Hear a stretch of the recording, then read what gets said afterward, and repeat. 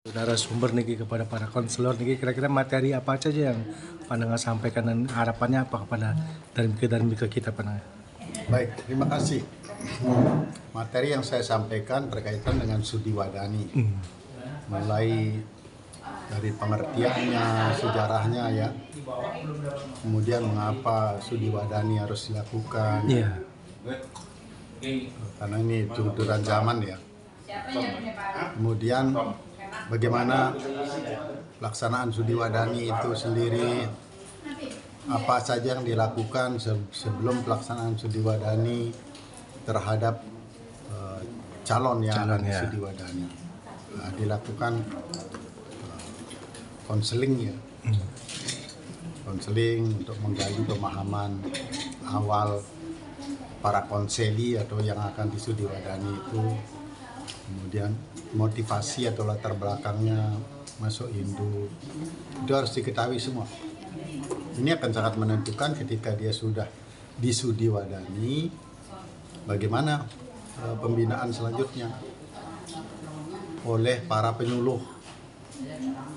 Bukan hanya konseling saja, para penyuluh akan menyampaikan pembinaan, karena penyuluh itu bukan sekedar berdharma wacana, tapi dia juga sebagai dharma pracaraka.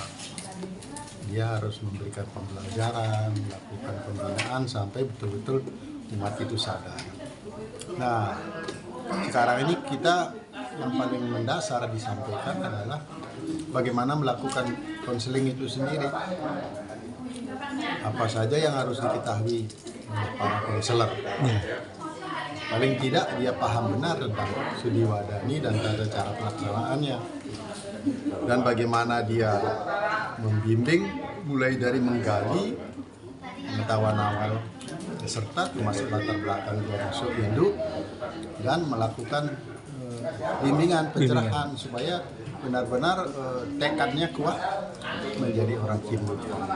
Kalau kita tidak mampu menggugah mereka, membangkitkan kesadaran semangat mereka, maka bisa-bisa nyebrang lagi. Ya itu hanya formalitas saja. Akhirnya tidak menghasilkan apa. Padahal kita menginginkan supaya setiap darmika, orang yang menjadi Hindu ini, itu mengamalkan 3 kebajikan pokok, yaitu mampu mengendalikan dirinya, kemudian suka berderma, hidup sosial, dan menyayangi sesama ciptaan. Itu yang paling utama. Itu utama ya? Ya, utama. Kalau tidak, mereka gagal menjadi Hindu, dan bahkan untuk kehidupan pribadinya pun tidak tercapai. Nah, ini yang penting kita sampaikan, sehingga nanti para penyuluh atau konselor itu benar-benar memiliki kemampuan untuk menggugah mereka dan kepedulian terhadap mereka yang sudah disudi Wadani.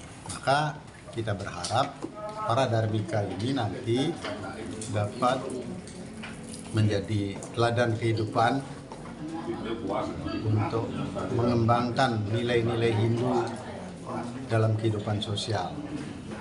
Jadi bukan hanya mengembangkan nilai dalam pengertian ilmu ya, tapi dalam kehidupan sosial juga perlu ya.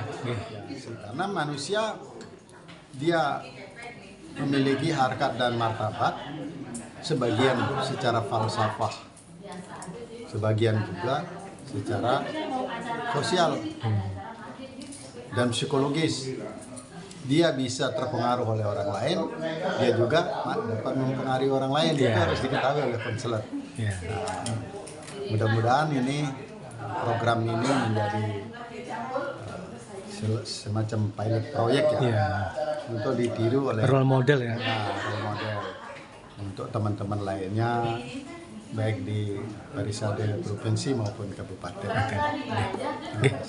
Sukses pada Om Santi.